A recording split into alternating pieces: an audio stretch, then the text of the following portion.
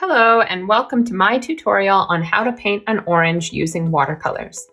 For a full list of what you need to get started, be sure to check out the video description below. First things first, I'm going to take you through sketching out the orange.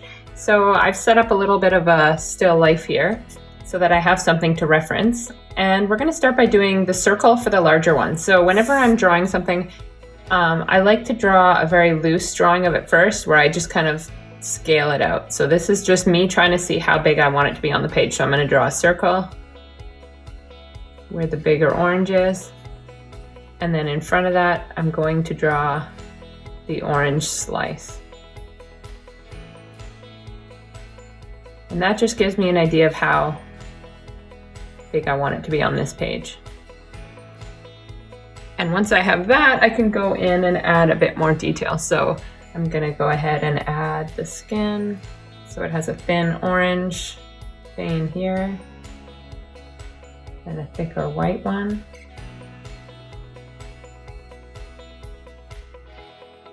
And then we have all the wedges. So we're gonna do a little white point here from which we do the veining. Just like so. All right, so now we're just gonna put the little top on it, little end. And I think just to keep things interesting, my orange doesn't have any leaves, but we're just gonna throw some leaves here behind it, just for something pretty. Just like that. All right, so now we can go ahead and start adding color. So I'm gonna start with this here. And this is similar to my tutorial I did of the lemon, that we're just gonna start one section by one section and just go in and add the water first. And I'm going to leave some parts white as I do this. And that's the veining that runs through the orange. So you put down clear water first, leaving certain parts free of water. And that way, when you go in and add your orange, it's not going to fill in absolutely everything.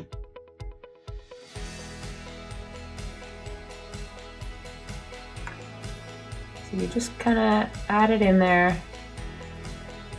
And I'm going to take a little bit of red and add just a tiny bit of red in. And then a tiny bit of yellow. So each one will follow the same sort of pattern. I'll make my way around.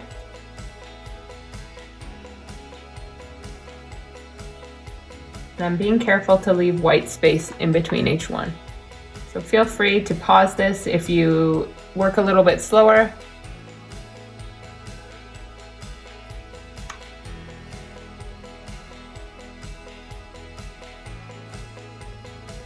And I just keep rinsing my brush off in between, adding more clear water.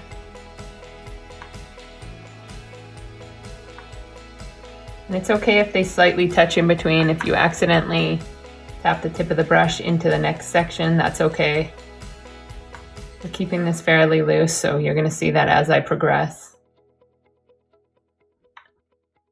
Adding a bit of yellow again, throwing a bit more in here.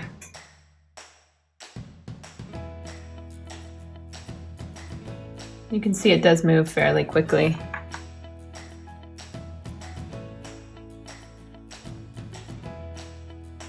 Going to darken a little bit right up here where it meets the white part.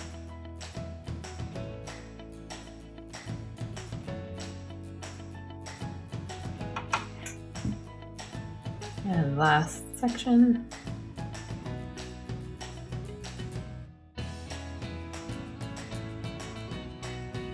I'm using quite a saturated orange. This is actually a gouache, but works in very much the same way as watercolor. It's just going to be a bit more vivid, so you can add more water to it as I'm doing.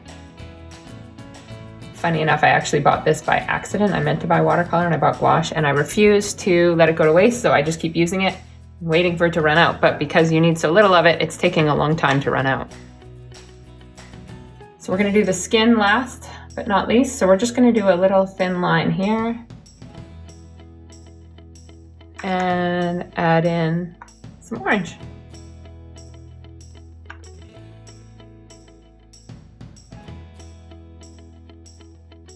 And I'm going to take some yellow and just drop a bit of yellow in as well. And it's very bumpy sort of texture, so make sure you're not making it too perfect. And then I'm just going to drop in a little more yellow when it's still wet. And I'm actually, while this is still wet, I'm going to just loosen it up a bit by taking some clear water and just budding it up to the skin. I do this a lot in my tutorials, you'll see. I take a painting that's not loose and I just add a bit of clear water to loosen it up a bit. I'm going to add a few splatters just here with some yellow. My orange has quite a bit of yellow in it, so I'm going to stay true to that. All right, so now we're going to go and do this part of the orange. So this is fairly straightforward for the first coat. We're going to fill it all in and be careful to leave a white line around the original orange. The reason I'm doing that is because I don't want it to bleed all together and become one, but I want to keep moving along with the painting. So I'm going to fill it all in. I'm noticing the shine mark is towards the top, so I'm going to leave that white. And if you don't leave it white, you can just use a piece of paper towel to dab it up. But basically right now we're just trying to fill it in, and I'm actually going to touch a bit of this skin into it. All right, so first things first, I'm going to take some yellow and I'm going to drop the yellow in right over here where it's brightest. And then taking the darker orange, I'm going to come around and drop that in. And you want the page to be fairly wet for this. You shouldn't see massive bubbles on the page, but the only way it's going to move around quite a bit is if you have it wet. So as I move the page around, you can see where it's not wet enough. And we do want to cover up the whole thing. So you can easily just add a bit more water. And we're trying to get the whole thing covered. That's the goal of this layer. And I'm trying to keep it a little bit lighter, just up in this general area.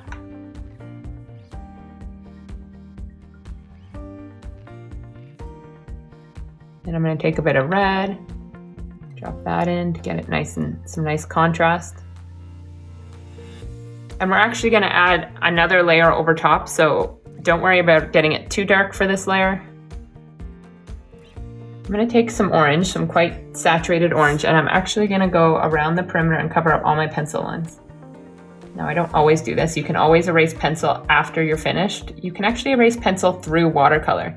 Fun fact that I didn't learn until a happy accident brought me upon that. But I noticed when I'm painting, if there's some pencil left over, you can erase that after. Just make sure your painting is fully dry. Then I'm going to take a bit of red and just drop that in. And then drop it in here. And a bit more here. The red's just darkening the orange, so when you blend it in, it's actually just darkening it. Now I'm going to take a bit of yellow ochre and I'm actually going to drop that in and around the shine mark to darken it a bit because I'm finding it's just a touch too bright. And just to be sure we maintain that shine mark, I'm going to take some paper towel and just lightly dab it up because I did end up putting a little bit of water there. All right, so now I want to do that same effect I did here. We're going to loosen up the painting a little bit by just taking some clear water and then touching it up to the orange. Same with over here. Because we're adding another coat, you can kind of have a lot of fun with this. Because if you lose a bunch of the watercolor to the background, we'll be adding another one over top. I don't like the way it's getting a little too symmetrical there, so I'm actually going to lift some of those up. And I love to have a paper towel on hand for just this reason. Anything you don't like, you can just lift it up. If you add too much water to the page, just use a paper towel. So I'm going to add some splatters now. The orange background. Add some on the orange too. I love how this is creating some variation in it. We'll throw some back over here. All right, so now we're going to do the leaves. So we're gonna let this dry and we're gonna go in and add some clear water just like before. We're just getting the first coat down for the leaves, so don't worry too much about details. Just drop in a bit of green.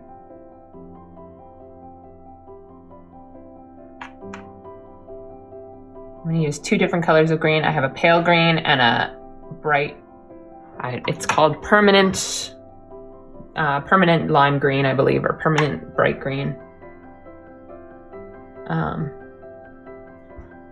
And I just like having a bit of the variation in it. So we're gonna drop this one in here, and I'm leaving a thin line between the orange just to start. And that is because I don't want it to all bleed out into the leaf. But I do want to have a little bit of the orange bleeding in. So I'm just going to, with a clean brush, I'm going to bleed parts of it together.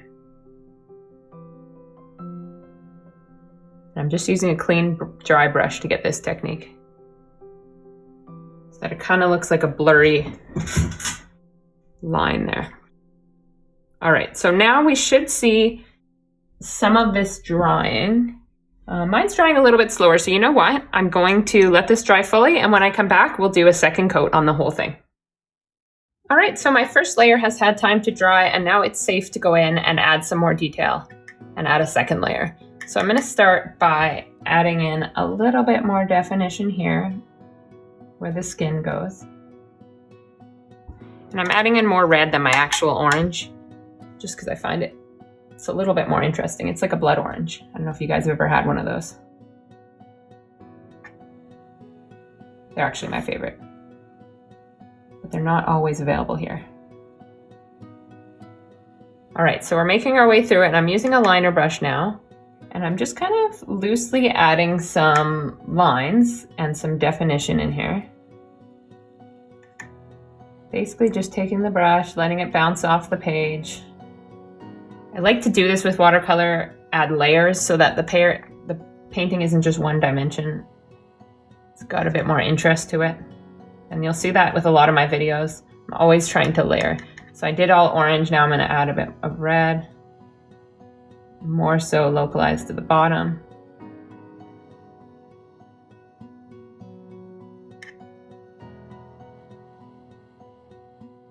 And I'm pretty happy with how that's looking. Just gonna define it a little bit. And I think that is good. Now we're gonna go ahead and add another coat of water on top of this orange. And this coat doesn't have to be as perfect. I'm actually preferring if it's not so perfect. So I want you to go in and leave lots of spaces without any water on them. And especially the shine mark there, of course. And what we're gonna do is take some orange. Once we've done that, you'll see if I held the camera at an angle, you'd be able to see there's a lot of areas that don't have any water on them. And that means that when I start dropping in my orange, it's not gonna bleed absolutely everywhere like it did before.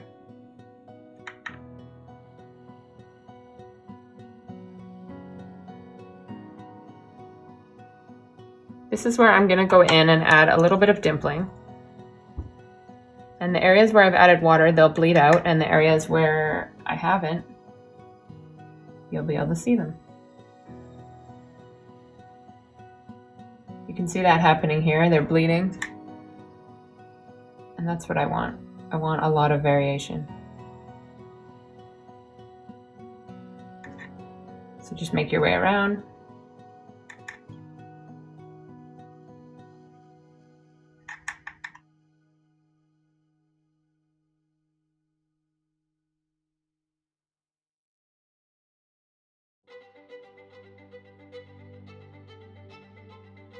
I'm going to take a bit of red and just redefine this edge here.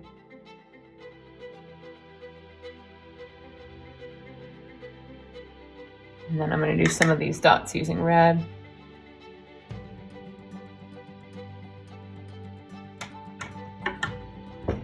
I noticed some of these are getting a little too dark, so actually I'm going to lift a bit of those out.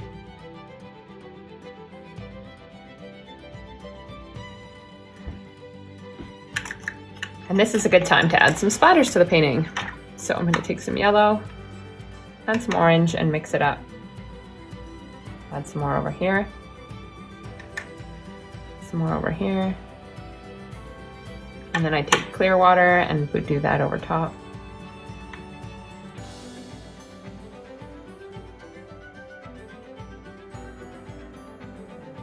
All right, and last but not least, we're gonna work on those leaves a little bit more. So just using, not wet and wet, but just straight paint on the brush, I'm actually gonna help define these a little bit more. Using a dark green, I'm just gonna add a little bit of that veining and separation between them. And same with this side, I'm just gonna add a line down the middle. I'm keeping this fairly loose. I'll have these two maybe touch a little bit, but wanting to have separation between the two sides of the leaf.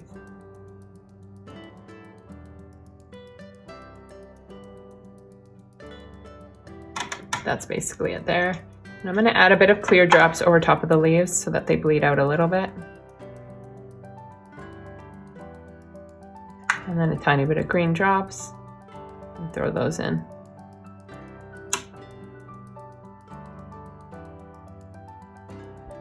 All right, so I'm pretty happy with that.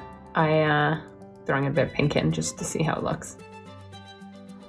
I like that. So I'm pretty happy with how this looks. It's a good stopping point. Feel free to add a little bit more if you'd like.